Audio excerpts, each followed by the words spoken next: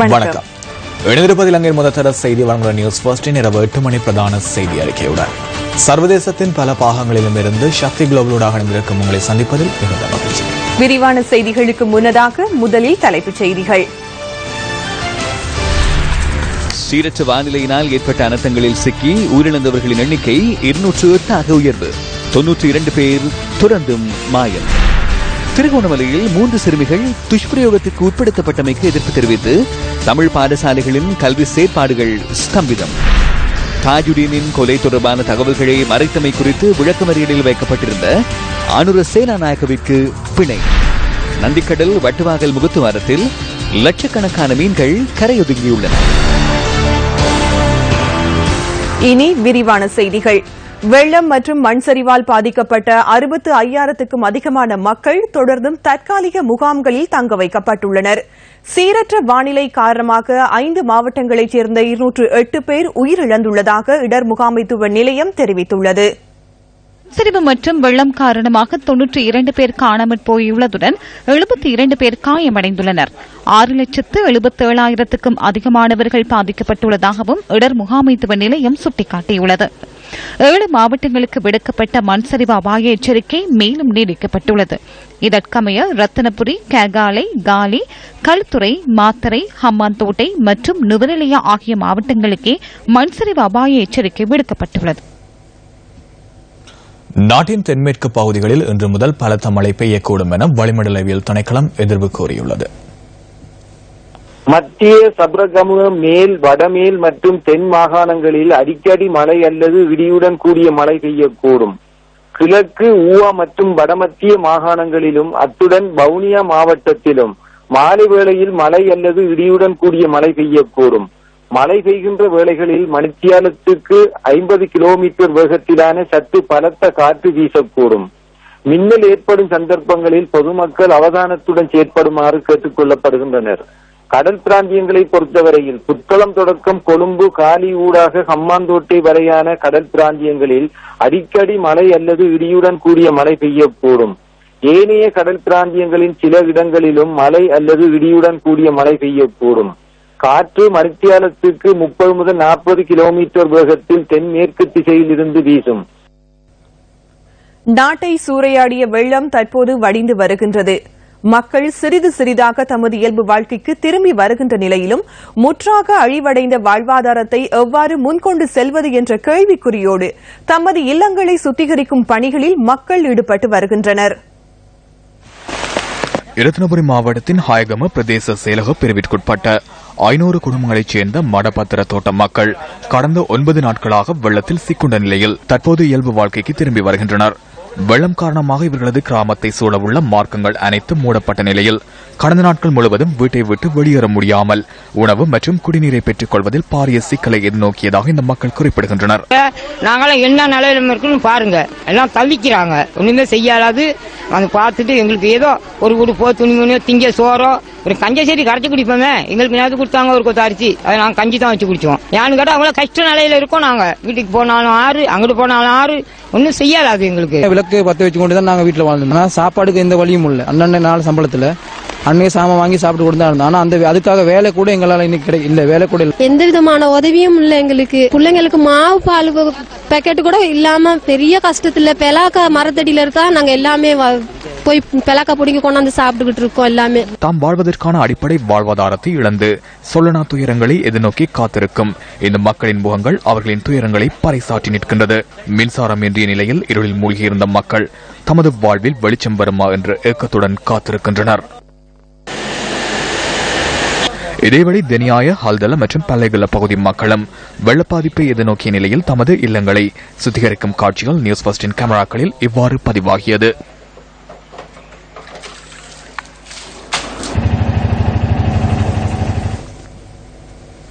கிழக்கு மாகாண சபையின் விசேட அமர்வு இன்று இடம்பெற்றது. நாட்டில் அனர்த்தத்தில் பாதிக்கப்பட்டவர்களுக்காக உதவி வழங்குவது தொடர்பான கிழக்கு மாகாண சபையின் விசேட அமர்வு அவைத்தலைவர் சந்திரதாச கலபதி தலைமையில் இன்று நடைபெற்றது. அநேகமான உள்ளூராட்சி மன்றங்களில் 1 லட்சம் ரூபாய் தங்களால் தர முடியும் என்ற உத்தரவாதமும் ஏறத்தாழ 40 லட்சம் ரூபாய் தங்களால் பங்களிப்பு செய்ய முடியும் என்ற ஒரு ஆலோசனை வழங்கப்பட்டது. அதை 300 ரூபாவை ஒவ்வொரு ஸ்டாஃபிடம் வெட்டுவது சம்பந்தமான ஆலோசனையை கலந்துரையாடி அதில் 200 ரூபாய் வெட்டுகின்ற போது 6.6 பில்லியன் ரூபாய் எங்களால் கலெக்ட் பண்ண முடியும். நவீன முன்னெச்சரிக்கை நடவடிக்கைகள் குறித்த விஷயங்கள் தொடர்பாக எங்களுடைய நாட்டினுடைய மத்திய அரசாங்கம் மற்ற மாகாண சபைகள் என்பன ஒரு மேலதிகமாக கவனம் செலுத்த வேண்டிய ஒரு விஷயத்தை இந்த பொழுதிலே நாங்கள் கவனத்திலே கொள்ள வேண்டும். சட்டவிரோதமான இந்த நிர்மாணங்கள், கட்டட நிர்மாணங்கள், மற்றது முறையான வடிகால் அமைப்பு திட்டங்கள் இல்லாமல் இந்த விஷயங்கள் எல்லாம் இவ்வாறான இந்த வெள்ள அனர்த்தங்களுக்கு மிக பெரிய காரணங்களாக அமைந்திருக்கிறதை நாங்கள் பார்க்கக்கூடியதாக இருக்கின்றது. நமது மனித நேயம் உள்ளவர்களை நாங்கள் நிரூபிப்பதுடன் இனங்களுக்கிடையே நாங்கள் தினமும் ஐக்கியத்தை ஏற்படுத்தக்கூடிய ஒரு சந்தர்ப்பம் இவ்வாறான சந்தர்ப்பத்தில் செய்யலாம். இந்த தருணத்திலேதான் நாங்கள் இந்த நாட்டிலே ஒற்றுமையாக இருந்து இதிலே அரசியலை புகுத்தாமல், இதிலே அரசியல் ரீதியான குரோதங்களை வளர்க்காமல் மக்களுக்கு எதை செய்ய முடியுமோ அதற்கான ஏற்பாடுகள் செய்வதற்காகத்தான் இன்று கிழக்கு மாகாண சபையிலே விசேட அமர்வு ஏற்பாடு செய்யப்பட்டிருக்கிறது. අපි කාටවත් යන්න ඉස්සෙල්ලා විරෝධ රණවිරුවෝ ඒ වගේම සිර සමාජ ආයතනය විශාල සේවාවක් කරා. இந்த மாகாண கிழக்கு மாகாணத்திலே மூவின மக்களும் வாழுகின்றபடியால் அந்த தென்னிலங்கை மக்களுக்கு எங்களுடைய இன ஒற்றுமை ஐக்கியத்தை காட்டுவதற்காக மாகாண சபை உறுப்பினர்கள் நாங்கள் அங்கே சென்று களத்திலே நின்று எங்களால் முடிந்த அந்த மக்களுக்கு ஒரு உதவிகளை செய்ய வேண்டும். இந்த அரசாங்கம் ஒன்றும் செய்யவில்லை என்றெல்லாம் சொல்லுவதெல்லாம் எங்களை மனிதாபிமானத்துக்கு அப்பாற்பட்டு நாங்கள் அரசியலை பேச முற்படுவதாக இருக்கலாம் என்று நினைக்கின்றேன். உணவில்லாத்தையும் எங்களுக்கு குடிப்பதற்கு தண்ணீர் இருப்பது என்பது அது ஒரு பாரிய ஒரு ஆறுதலான ஒரு விடயமாக இருக்கும். முல்லைத்தீவு நந்திக்கடல் வட்டுவாகல் களப்பில் உயிரிழந்த நிலையில் லட்சக்கணக்கான மீன்கள் கரையொதுங்கியுள்ளன. கடந்த 2 நாட்களாக இவ்வாறு மீன்கள் கரையொதுங்குவதாக நியூஸ் ஃபர்ஸ்டின் பிராந்திய செய்தியாளர் குறிப்பிட்டார். கடந்த 2 நாட்களுக்கு முன்னர் திருகோணமலை மூதூர் கடற்பரப்பிலும் மீன்கள் கரையொதுங்கின. திருகோணமலை சம்பூர் கடற்கரையில் திமிங்கலங்கள் பாரிய அளவில் கரையொதுங்கியுள்ளன. சுமார் 40 திமிங்கலங்கள் இவ்வாறு கரையொதுங்கியதாக நியூஸ் ஃபர்ஸ்டின் செய்தியாளர் குறிப்பிட்டார். கடல் நீர் ஏரியை கடலுடன் இணைக்கும் வட்டுவாய்க்கால் முகத்துவாரம் இந்த மழைக்காலங்களிலே மட்டும் திறந்திருக்கின்றன. திறந்திருக்கின்ற பொழுது கடல் நீர் ஏரியினுடைய கடல் நீரும் பரிமாற்றம் அடைவதால் இந்த கடல் நீரினுடைய நீர் சுத்திகரிக்கப்படுகின்றது. ஆனால் இந்த வட்டுவாய்க்கால் முகத்துவாரம் வறட்சி காலத்திலே மூடப்படுகின்ற பொழுது கடல் நீரேரிக்கும் கடலுக்கும் இடையிலான நீர் பரிமாற்றம் அடைய முடியாமையினால் இந்த நீர் செறிவடைந்து உப்புத்தன்மை கூடி காணப்படுகிறது. இந்த நீரோட்டமற்று காணப்படுகின்ற இந்த காலப்பகுதியிலே கடல் நீரினுடைய அடித்தள படுக்கையிலே இருக்கின்ற இந்த சேதன பொருட்கள் பிரிகை அடைகின்றன. பிரிகை அடைகின்ற பொழுது அவை பெருமளவிலான ஒட்சிசனை கடல் நீரில் அந்த நீரிலிருந்து பெற்றுக்கொள்கிறது. இதனால் இந்த கடல் நீரினுடைய ஒட்சிசனுடைய அளவு மிக குறைவாக காணப்படுகிறது. மீண்டும் ஒரு சிறிய அளவு மழைவீழ்ச்சி ஏற்படுகின்ற பொழுது புதிய நீர் வருகையினாலே இந்த கடல் நீரேரியில் இருந்த நீரும் புதிய நீரும் கலக்கின்ற பொழுது அனோரபிக் கண்டிஷன் எனப்படுகின்ற கடல் நீரேரியினுடைய அடிப்படுக்கையில் இருந்த ஒட்சிசன் குறைந்த நீர் கடல் நீரேரியுடன் கலக்கின்ற பொழுது இந்த கடல் நீரேரியினுடைய ஒட்சிசன் செறிவும் மிக குறைவாக காணப்படுகிறது. இதனால் மீன்கள் போதுமான அளவு ஒட்சிசன் இன்மையினால் அழிகின்றன, இறந்து போய்விடுகின்றன. இவ்வாறு மீன்கள் கரையொதுங்குகின்றமைக்கான காரணம் இதுவரையில் தெளிவாக கண்டறியப்படவில்லை. எனினும் இது தொடர்பில் பல்வேறு கருத்துக்கள் முன்வைக்கப்பட்டுள்ளன. கப்பல்களில் பயன்படுத்தப்படும் சோனா இயந்திரங்களின் அலைவீச்சு திமிங்கலங்கள் தொடர்பாடலுக்கு பாதகமாக காணப்படுவதால் நிற்கதியாகும், அல்லது உணவுச் சங்கிலியில் ஏற்படும் மாற்றம் காரணமாக ஆழமற்ற கடல் பகுதியை நோக்கி திமிங்கலங்கள் நகர்வதாக தெரிவிக்கப்பட்டுள்ளது. இதேவேளை திமிங்கலங்களின் சூழல் மாசடைதல், விஷமாக்கப்படுதல் மற்றும் சீரற்ற வானிலை காரணமாகவும் ஆழமற்ற கரையை நோக்கி திமிங்கலங்கள் இடம்பெயர்வதாக சூழலியலாளர்கள் குறிப்பிடுகின்றனர். கோள்மண்டலத்தில் ஏற்படுகின்ற மாற்றம் காரணமாக திமிங்கலங்கள் இடம்பெயர்வதில் மாற்றம் ஏற்படுவதாக நாசாவினூடாக கண்டறியப்பட்டுள்ளது. 2004ஆம் ஆண்டு சுனாமி ஏற்படுவதற்கு காரணமாக பூமி அதிர்வுக்கு முன்னர் ஆஸ்திரேலிய கடற்பரப்பில் 170 திமிங்கலங்கள் கரையொதுங்கியதாக பிரித்தானிய எக்ஸ்பிரஸ் இணையதளம் குறிப்பிட்டுள்ளது. பாரிய பூமி அதிர்வுகள் இடம்பெறுவதற்கு சில வாரங்களுக்கு முன்னர் இவ்வாறு கடல் உயிரினங்கள் கரையொதுங்கும் என 2004ஆம் ஆண்டு இந்தியாவின் காபூர் மருத்துவக் கல்லூரியின் பேராசிரியர் அருணாச்சலம் குமார் தெரிவித்திருந்தார். எனினும் திமிங்கலங்கள் கரையிறங்குவதற்கும் பூமி அதிர்வு ஏற்படுவதற்கும் இடையிலான தொடர்பு குறித்து இதுவரையில் தெளிவான காரணிகள் கண்டறியப்படவில்லை என நியூசிலாந்தின் ஆக்லாந்து பல்கலைக்கழகத்தின் கலாநிதி ரஷால் கான்ஸ்டன்டின் கருத்தாக அமைந்துள்ளது.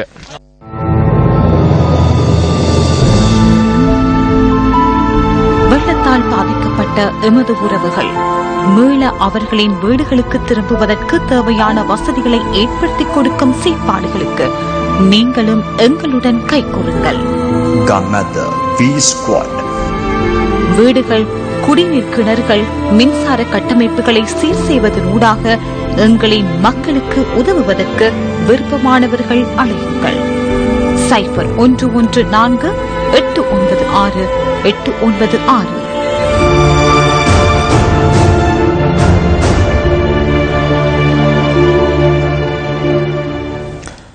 வெள்ளத்தால் பாதிக்கப்பட்ட மக்களின் வீடுகள் மற்றும் அவர்களின் பகுதிகளை சுத்திகரிப்பதற்கான செயற்பாடுகளை மக்கள் சக்தி தொண்டர்படை நாளை ஆரம்பிக்க உள்ளது. மாத்தர முரட்டியான பகுதியில் மக்கள் சக்தி தொண்டர்படையின் செயற்பாடுகள் நாளை ஆரம்பமாக உள்ளது. வீடுகள் புனரமைப்பு மற்றும் சுத்திகரிப்பு செயற்பாடுகளுக்கு ஒத்துழைப்பு வழங்குவது மக்கள் சக்தி தொண்டர்படையின் நோக்கமாகும். பாதிக்கப்பட்ட பிரதேசங்களின் குழாய் கட்டமைப்புகளை புனரமைக்கும் செயற்பாடுகளுக்காக எஸ்லோன் லங்கா தனியார் நிறுவனம் ஒத்துழைப்பு வழங்க உள்ளது. செயலிழந்த மின் கட்டமைப்புகளை சீர் செய்வதற்கு தேவையான தொழில்நுட்ப உதவியை வழங்குவதற்கு கெவில்டன் தனியார் நிறுவனம் மக்கள் சக்தி தொண்டர்படையுடன் இணைந்துள்ளது. அத்துடன் PE+ நிறுவனத்தின் ஒத்துழைப்புடன் கிணறுகள் சுத்திகரிக்கப்பட உள்ளன.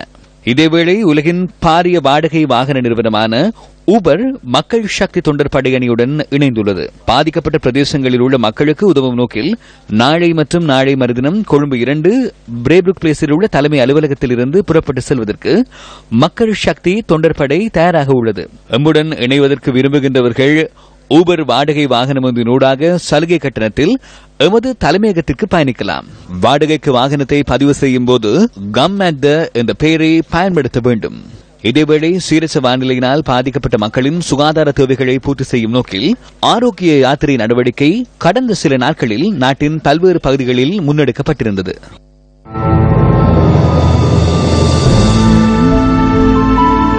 வெள்ளத்தால் பாதிக்கப்பட்ட எமது உறவுகள் மீள அவர்களின் வீடுகளுக்கு திரும்புவதற்கு தேவையான வசதிகளை ஏற்படுத்திக் கொடுக்கும் செயற்பாடுகளுக்கு நீங்களும் எங்களுடன் கைகோருங்கள்.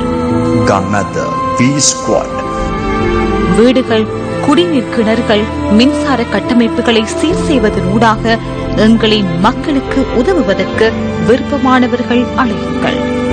0114-896-896.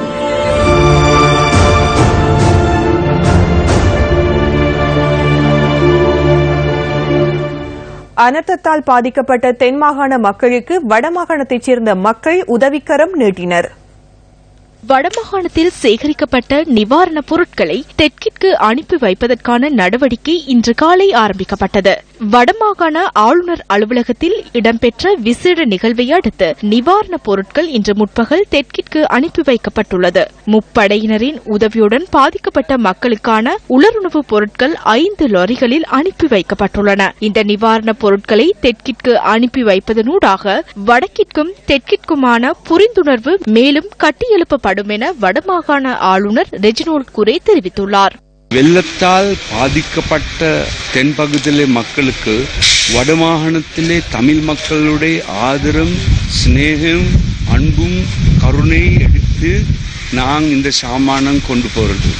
இன மன மத மொழி குலபேதம் இல்லை. அது அந்த நேரத்திலே மனிதத்தன்மை தாம் மேலே வைத்துக் கொள்ள வேண்டும். தமிழ் மக்கள் எல்லோரும் மனிதத்தன்மைக்கு கௌரவம் செய்கிறது. அந்த நேரத்திலே அந்த வேற பேதம் ஒன்றும் கணக்கிறதுக்கு எடுக்கிறது இல்லை. திருகோணமலை மூதூர் பெருவழி பகுதியில் 3 சிறுமிகள் துஷ்பிரயோகத்திற்குட்படுத்தப்பட்ட சம்பவம் பாரிய அதிர்வலைகளை தோற்றுவித்துள்ளது. இந்த சம்பவத்திற்கு எதிர்ப்பு தெரிவித்து கிழக்கின் 2 பகுதிகளில் இன்று ஆர்ப்பாட்டங்கள் முன்னெடுக்கப்பட்டன. 3 சிறுமிகள் துஷ்பிரயோகத்திற்கு உட்படுத்தப்பட்டமைக்கு நீதி கோரி மூதூர் மல்லிகைத்தீவு சந்தையில் இன்று முற்பகல் கவன ஈர்ப்பு போராட்டம் முன்னெடுக்கப்பட்டது. அதுக்கான உறுதிமொழியை பிரதி போலீஸ் மா அதிபரும் கல்வி அமைச்சர் அவர்களும் தந்திருந்தவங்க 3 நாளையால இதுக்குரிய உரிய தீர்வு தருவோம்னு சொல்லி அந்த உறுதிமொழி இன்று வரைக்கும் காப்பாற்றப்படாதால இது யாருக்கு நடந்திருந்தாலும் நாங்கள் சிங்கள மக்களுக்கு நடந்திருந்தாலும் முஸ்லீம் மக்களுக்கு நாங்கள் இது ஒன்று சேர்ந்திருப்போம். கிழக்கு மாகாண கல்வி அமைச்சர், கிழக்கு மாகாண பிரதி காவல் துறை அதிபர் அவர்கள் இருவரும் வழங்கிய வாக்குறுதி இந்த மக்களுக்கு 3 நாட்களுக்குள் நாங்கள் உரிய நடவடிக்கை எடுப்போம், குற்றவாளிகளை சட்டத்தின் முன் நிறுத்துவோம் என்று அறிவித்துவிட்டு இன்று 4வது நாளாகியும் எந்தவிதமான நடவடிக்கையும் எடுக்கவில்லை என்று சந்தேகப்படும் அளவிற்கு இந்த நடவடிக்கைகள் முன்னெடுக்கப்பட்டுக் கொண்டிருக்கின்றது. வழங்கிய உறுதிமொழிகளை காப்பாற்ற முடியாதவர்களாக கல்வி அமைச்சரும் பிரதி காவல் மா அதிபரும் இருக்கின்ற நிலையில் இந்த மக்கள் தெருவில் இறங்கி போராடுவதை விட வேறு என்ன வழி இருக்கின்றது? அவர்கள் சம்பவத்துடன் தொடர்புடைய குற்றவாளிகள் தண்டிக்கப்பட வேண்டும் என இதன்போது வலியுறுத்தப்பட்டுள்ளது. இதேவேளை இந்த சம்பவத்திற்கு எதிர்ப்பு தெரிவித்து அம்பாறை ஆலையடி வேம்பு பகுதியில் கண்டன பேரணி ஒன்று நடத்தப்பட்டது.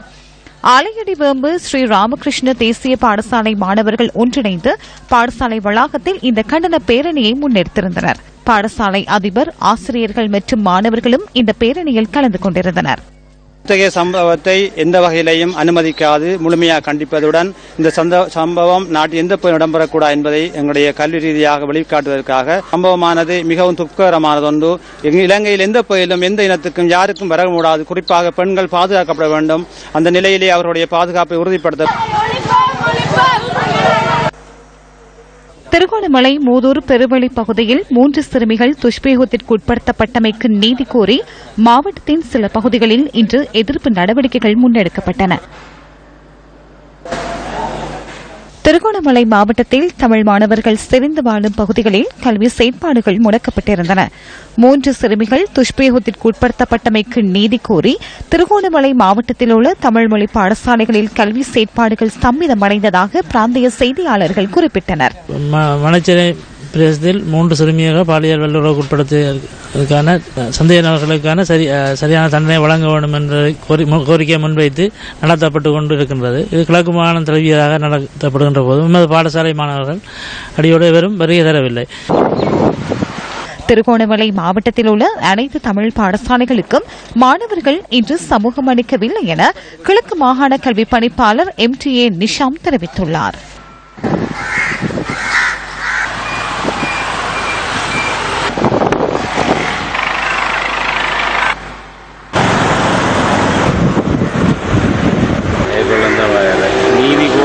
இன்று ஆசிரியர்களும் மாணவர்களும் பாடசாலைக்கு சமூகம் தரவில்லை. இவ்வாறான இந்த பகிஷ்கரிப்பை மேற்கொள்வதன் நோக்கம் அந்த துஷ்பிரயோகத்தை செய்தவர்கள் அவர்கள் யாராக இருந்தாலும் தண்டிக்கப்பட வேண்டும், அவர்களுக்கு சரியான தண்டனை கொடுக்கப்பட வேண்டும் என்பதற்காகவே இந்த பகிஷ்கரிப்பு நடைபெறுகின்றது.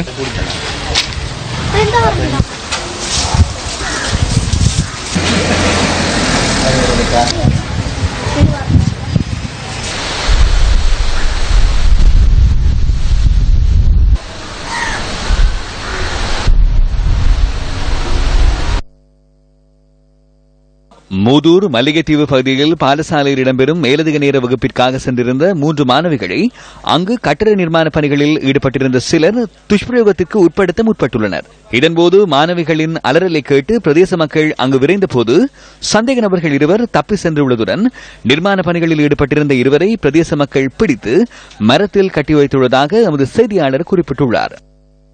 மல்லிகைத்தீவு பெருவெளி பகுதியில் 3 சிறுமிகளை துஷ்பிரயோகத்திற்கு உட்படுத்திய சந்தேக நபர்களை கைது செய்து தண்டனை வழங்குமாறு வலியுறுத்தி கிளிவெட்டி மற்றும் மல்லிகைத்தீவு பகுதிகளில் ஆர்ப்பாட்டங்கள் நடத்தப்பட்டன. சம்பவம் இடம்பெற்றதாக கூறப்படும் இடத்தில் இருந்து விந்தணு மாதிரிகள் கண்டுபிடிக்கப்பட்டதாக போலீசார் நீதிமன்றத்தில் அறிவித்தனர். அவற்றை மரபணு பரிசோதனைக்கு அனுப்பி வைக்குமாறு மூதூர் பிரதம நீதவான் இதன்போது உத்தரவு பிறப்பித்துள்ளார். திருகோணமலை மல்லிகைத்தீவு பெருவெளி பகுதியில் 3 சிறுமிகள் துஷ்பிரயோகத்திற்கு உட்படுத்தப்பட்ட சம்பவம் தொடர்பில் கைது செய்யப்பட்ட 4 சந்தேக நபர்களுக்கு விளக்கமறியல். மூதூர் பெருவெளி பகுதியில் 3 சிறுமிகள் துஷ்பிரயோகத்திற்கு உட்படுத்தப்பட்டதாக தெரிவிக்கப்படும் சம்பவம் தொடர்பான அடையாள அணிவகுப்பு ஒத்திவைக்கப்பட்டது. மூதூர் நீதவான் நீதிமன்றத்தில் இன்று அடையாள அணிவகுப்பு நடைபெறவிருந்த நிலையில் பாதிக்கப்பட்ட சிறுமிகள் மந்தில் ஆஜர்படுத்தப்படாமையால் எதிர்வரும் ஜூன் மாதம் 5ஆம் தேதிக்கு அடையாள அணிவகுப்பு ஒத்திவைக்கப்பட்டதாக போலீசார் தெரிவித்தனர். மூதூர் நீதவான் IN ரிஸ்வான் முன்னிலையில் ஏற்கனவே விளக்கமறியலில் வைக்கப்பட்டிருந்த 4 சந்தேக நபர்களுடன் மற்றொரு சந்தேக நபர் அடங்கலாக 5 பேர் ஆஜர்படுத்தப்பட்டிருந்தமை குறிப்பிடத்தக்கது. மூதூர் மாணவிகள் துஷ்பிரயோகத்துக்கு உட்படுத்தப்பட்டமையை கண்டித்து மட்டக்களப்பு மற்றும் வாழைச்சேனையில் நேற்று கண்டன பேரணிகள் முன்னெடுக்கப்பட்டன. மாணவிகள் மீதான துஷ்பிரயோகத்திற்கு பல்வேறு அமைப்புகளும் தங்களின் எதிர்ப்புகளை வெளியிட்டிருந்தன. கொட்டதினியாவ சிறுமி சேயா சதௌமி 2015 ஆண்டு செப்டம்பர் 12ஆம் தேதி காணாமல் போயிருந்த நிலையில் மறுநாள் சடலமாக மீட்கப்பட்டார். சம்பவம் தொடர்பில் மேற்கொள்ளப்பட்ட விசாரணைகளை அடுத்து சந்தேக நபர்கள் பலர் கைது செய்யப்பட்டு விளக்கமறியலில் வைக்கப்பட்டு பின்னர் விடுவிக்கப்பட்டனர். இறுதியில் கொலை குற்றத்தை ஒப்புக்கொண்ட குற்றவாளி ஒருவருக்கு கடந்த வருடம் மார்ச் 15ஆம் தேதி நீர்கொழும்பு மேல் நீதிமன்றம் மரண தண்டனை விதித்து தீர்ப்பளித்தது. புங்குடுதீவில் இடம்பெற்ற 3வது பாலியல் வன்புணர்வு படுகொலை. 17 வயதான வித்யா 9 பேர் கொண்ட குழுவினரால் கொடூரமான முறையில் பாலியல் வன்புணர்வுக்குட்படுத்தப்பட்டு படுகொலை செய்யப்பட்டார். சம்பவம் தொடர்பில் முன்னெடுக்கப்பட்ட விசாரணைகளை அடுத்து ஊர்காவல்துறை நீதவான் நீதிமன்றம் மற்றும் யாழ் மேல் நீதிமன்றம் ஆகியவற்றில் வழக்கு தாக்கல் செய்யப்பட்டன. சம்பவம் தொடர்பில் 12 சந்தேக நபர்களும் கைது செய்யப்பட்டு பின்னர் அண்மையில் 2 பேர் விடுதலை செய்யப்பட்டனர். ஏனைய 10 சந்தேக நபர்களில் 9 பேருக்கு எதிராக சட்டமா அதிபரால் குற்றப்பத்திரம் தாக்கல் செய்யப்பட்டது. இதனைத் தொடர்ந்து தமிழ் பேசும் மேல் நீதிமன்ற நீதிபதிகள் 3 அடங்கிய குழு நியமிக்கப்பட்டது. வவுனியா மேல் நீதிமன்ற நீதிபதி பாலேந்திரன் சசிமகேந்திரன் தலைமை தாங்கும் இந்த குழாத்தில் யாழ் மேல் நீதிமன்ற நீதிபதி மாணிக்க வாசகர் இளஞ்செழியன் மற்றும் திருகோணமலை மேல் நீதிமன்ற நீதிபதி அன்னலிங்கம் பிரேம்சங்கர் ஆகியோர் நியமிக்கப்பட்டுள்ளனர். ட்ரையல் பார் முறையான விசாரணை எதிர்வரும் 12ஆம் தேதி யாழ் மேல் நீதிமன்றத்தில் ஆரம்பமாக உள்ளது. இதேவேளை திருகோணமலை தோப்பூரில் இடம்பெற்ற சிறுவர் துஷ்பிரயோகம் தொடர்பில் பாதுகா பகுதியில் இடம்பெற்ற நிகழ்வில் அமைச்சர் மனோ கணேசன் கருத்து தெரிவித்தார். அந்த நிகழ்வு திருகோணமலை மட்டுமல்ல, கிழக்கு மாகாணம் மட்டுமல்ல, நாடு முழுக்க வாழ்ந்து கொண்டிருக்கூடிய சிறுவர் பெண்களை உரிமைகளை பாதுகாக்கும் செயல்பாட்டாளர்களுக்கும் சரி, மாணவர்கள் மத்தியிலும் சரி, இளைஞர்கள் மத்தியிலும் சரி, நல்லெண்ணம் கொண்ட அனைவரும் மத்தியிலும் சரி பாரிய எழுச்சியை ஒரு மனக்கிளேசத்தை ஏற்படுத்தியிருக்கின்றது. அந்த சம்பவம் நடந்த அந்த தினத்தில் இருந்து நள்ளிரவில் இருந்து நான் இந்த விஷயத்தை கண்காணித்துக் கொண்டிருக்கின்றேன். கிழக்கு மாகாண பிரதிபா போலீஸ் அதிபர் அந்த பிராந்திய பொறுப்பாக இருக்கக்கூடிய போலீஸ் அத்தியட்சர் கூட சிறப்பாக சொல்லியிருக்கின்றேன். ஏற்கனவே அடையாள நடந்துவிட்டதாகவும் அந்த சிறுமிகள் இவரையும் அடையாளம் காட்டவில்லை என்ற ஒரு செய்தி சில ஊடகங்கள் சொல்லப்பட்டிருக்கிறது. பொய்யான செய்தி, அப்படி அல்ல. 5ஆம் தேதி நடைபெற இருக்கின்றது. அது பிறகு அடுத்த நடவடிக்கைகள் சிறப்பாக செய்வோம். ஆகவே குற்றவாளி தண்டிக்கப்பட வேண்டும் என்று தெளிவாக இருக்கின்றேன். தங்கள் இனம், தங்கள் மதம், தங்கள் மொழியின் அடிப்படையிலே குற்றவாளியை காப்பாற்றுவதற்கு முயற்சி செய்யக்கூடாது, தெளிவாக சொல்லி வைக்கிறோம். அதே போல இந்த சந்தர்ப்பத்திலே எந்த அரசியல் அழுத்தங்களுக்கு இடம் கொடுக்காமல் முறையிலே இந்த குற்றவாளிகளை அடையாளம் காணப்பட்டு கண்டு தண்டனை வழங்க வேண்டும் என்று தெளிவாக இருக்கின்றேன், உறுதியாக இருக்கின்றேன். பாரத பிரதமர் நரேந்திர மோடியின் மலேக விஜயத்தின் போது சேதமடைந்த வீடுகள் இதுவரையில் புனர் நிர்மாணம் செய்து கொடுக்கப்படவில்லை என மக்கள் குற்றம் சாட்டியுள்ளனர். ஹேட்டன் டான்பார் பகுதியில் சுமார் 10 வீடுகள் பகுதியளவில் சேதமடைந்துள்ளதாக மக்கள் குறிப்பிட்டுள்ளனர். பாரத பிரதமர் மலையகத்திற்கு விஜயம் மேற்கொண்ட தினத்தில் ஹேட்டன் டான்பார் பகுதியில் சில வீடுகள் சேதமடைந்தமை தொடர்பில் அம்பகமுவ பிரதேச செயலகத்தால் ஏற்கனவே அறிக்கை தயாரிக்கப்பட்டிருந்தது. எனினும் இதுவரையில் வீடுகளுக்கு ஏற்பட்ட சேதம் தொடர்பில் நட்டஈடு வழங்கப்படவில்லை என டான்பார் பகுதி மக்கள் குறிப்பிட்டுள்ளனர்.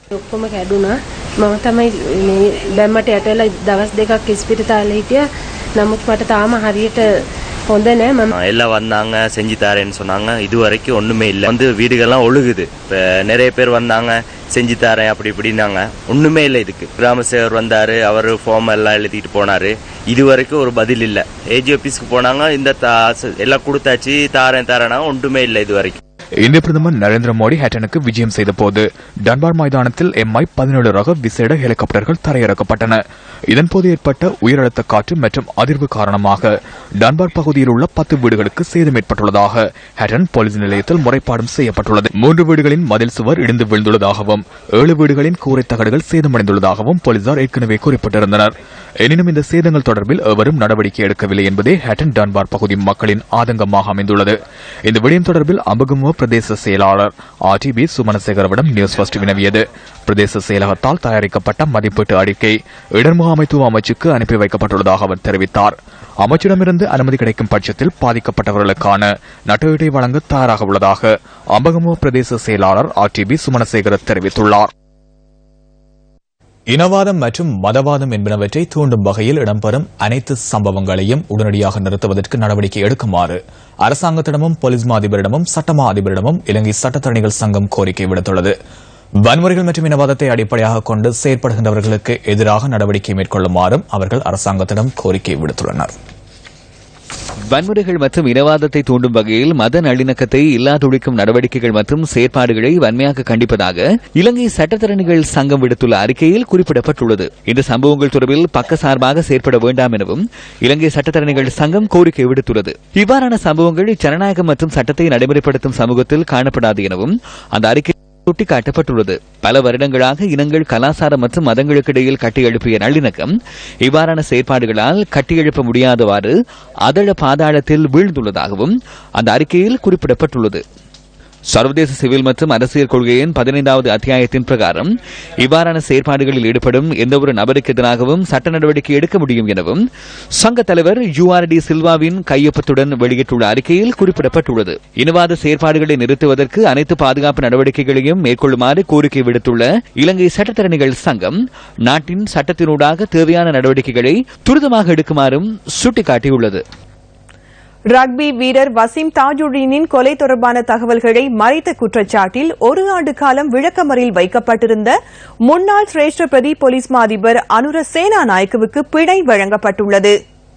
கொழும்பு மேல் நீதிமன்றத்தில் அனுர சேனாநாயக்கவினால் தாக்கல் செய்யப்பட்டிருந்த பிணை மனு பரிசீலனைக்கு எடுத்துக் கொள்ளப்பட்டதை அடுத்து பிணை வழங்கப்பட்டுள்ளது. 10 லட்சம் ரூபாய் ரொக்கப்பிணையிலும் 50 லட்சம் ரூபாய் பெறுமதியான 3 சரீர பிணைகளிலும் அவர் விடுவிக்கப்பட்டுள்ளார். மேலும் பிரதி ஞாயிற்றுக்கிழமைகளில் குற்றப்புலனாய்வு திணைக்களத்தில் அனுர சேனாநாயக்க ஆஜராக வேண்டும் எனவும் மேல் நீதிமன்றம் உத்தரவிட்டுள்ளது. பிணை வழங்கப்பட்டுள்ள முன்னாள் சிரேஷ்ட பிரதி போலீஸ் மா அதிபர் அனுர சேனாநாயக்கவிற்கு வெளிநாட்டு பயணங்களுக்கு தடை விதிக்கப்பட்டுள்ளதுடன் அவருடைய கடவுச்சீட்டை நீதிமன்றத்தில் சமர்ப்பிக்குமாறும் உத்தரவு பிறப்பிக்கப்பட்டுள்ளது. இதேவேளை சாட்சியாளர்களை அச்சுறுத்தல் மற்றும் விசாரணைகளுக்கு இடையூறு விளைவித்தால் அனுர சேனாநாயக்கவிற்கான பிணை ரத்து செய்யப்படும் எனவும் நீதிமன்றம் அறிவித்துள்ளது. ரக்பி வீரர் வசீம் தாஜுடீனின் கொலை தொடர்பில் முன்னாள் சிரேஷ்ட பிரதி போலீஸ் மா அதிபர் அனுர சேனாநாயக்க கடந்த வருடம் மே மாதம் 23ஆம் தேதி கைது செய்யப்பட்டு விளக்கமறியலில் வைக்கப்பட்டிருந்தமை குறிப்பிடத்தக்கதாகும். கவிகோ அப்துல் ரஹ்மான் தனது 80வது வயதில் சென்னையில் இன்று இயற்கை எய்தினார். உடல்நலம் பாதிக்கப்பட்டிருந்த கவிகோ அப்துல் ரஹ்மான் மூச்சு திணறல் காரணமாக இன்று அதிகாலை சென்னையில் உள்ள அவரின் வீட்டில் காலமாகியுள்ளார். 1937ஆம் ஆண்டு மதுரையில் பிறந்த அப்துல் ரஹ்மான் 1960ஆம் ஆண்டிற்கு பின்னர் கவி உலகிற்குள் பிரவேசித்தார். புதுக்கவிதை துறையில் தடம் பதித்த அப்துல் ரஹ்மான் பல்வேறு விருதுகளையும் பெற்றுள்ளார். கவிக்கோ அப்துல் ரஹ்மானின் முதலாவது கவிதை தொகுப்பான பால்வீதி கவிதை தொகுப்பு 1974ஆம் ஆண்டு வெளியிடப்பட்டது. அந்த விளையாட்டுகளுடன் நியூஸ் ஃபர்ஸ்டின் நிறுவனத்திற்கான இரவு 8 மணி பிரதான செய்தி அறிக்கை நிறைவுக்கு வருகின்றது. எமது அடுத்த பிரதான செய்தியினை 10:45க்கு எதிர்பாருங்கள். வணக்கம்.